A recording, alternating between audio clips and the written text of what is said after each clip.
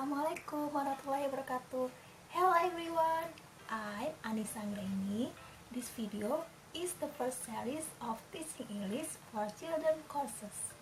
Today, I'm going to explain about classroom management. Here we go.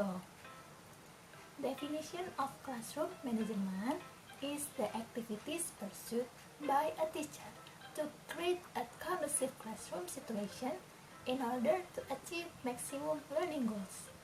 In other words, classroom management is what teachers have to do in dealing with students, managing time, managing place, and teaching materials so that the learning process is carried out. How the teachers manage the class well will determine the success of students in learning.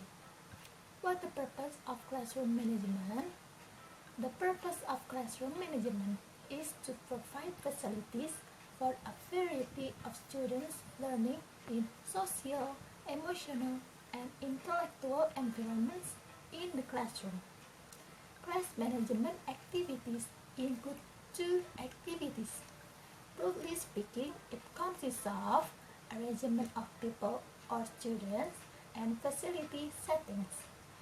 Arranging people or students can be done by dividing the class into two study groups for learning activities that require pair work or group work, such as writing dialogue, interview, role-playing, and so on.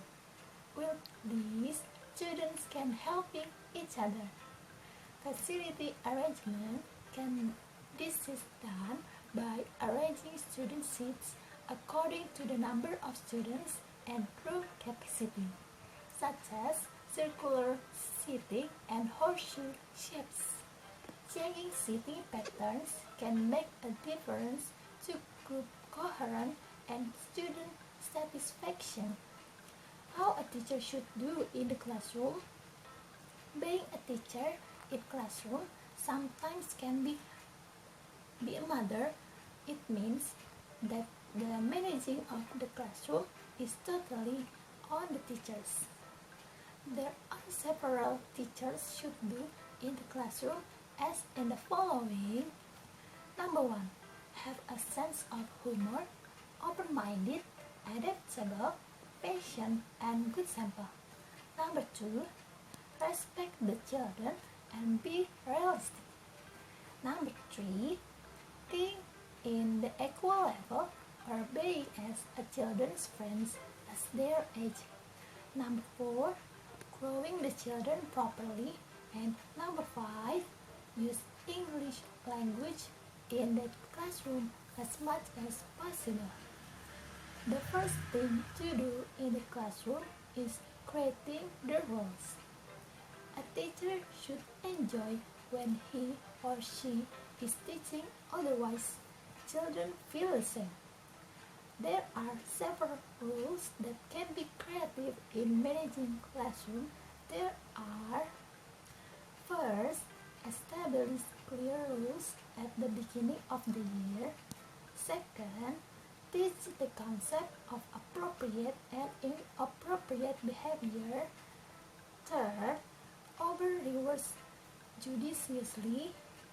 Fourth, plan more than you think you will need. Fifth, balance activities. And sixth, provide specific feedback. Problems in the class management that can occur in the classroom are caused by teachers, students, and environment. For example, problems caused by the teachers, there are teachers' lack of a sense of humor, teachers pay little attention to students individually, and teachers speaks unclearly. For example, problems caused by students, there are students who are sick, students who don't do homework, and students who are pessimistic and lack motivation to learn. For example, problems caused by the environment, there are home or family environment, residential environment, and school environment. These things really need to be considered and must be changed immediately so that there are no more problems in the future. To step in solving class management problems in two ways, namely preventive measure and healing step are curative. Elements that need to be considered in class management, there are 4 points. That is, second one, teaching and learning activities. Teaching and learning activities for young learners must be well made, effective, and simple, and follow consistently to build a comfortable learning environment given their short little span. Thus, students will be much better prepared for class, understand what is happening throughout the lesson, and maintain their focus throughout instruction. Second point, instruction or communication. Good and simple instruction or communication will make it easier for teachers to teach young learners. One of them is using demonstration methods to introduce animals, which will be easier for students to understand.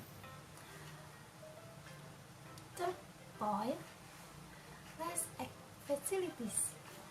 Complete class facilities will greatly support the success in the learning process. The existence of props, projectors, and other supporting devices will make the learning atmosphere more enjoyable. However, not all learning places have this completeness. This can be overcome by using other available media, such as using flashcards to introduce students to color or alphabet. And the last is use of time. The use of time must be considered by a teacher. To achieve learning targets, a teacher must be able to compile teaching materials effectively and simple, but includes the objective of learning.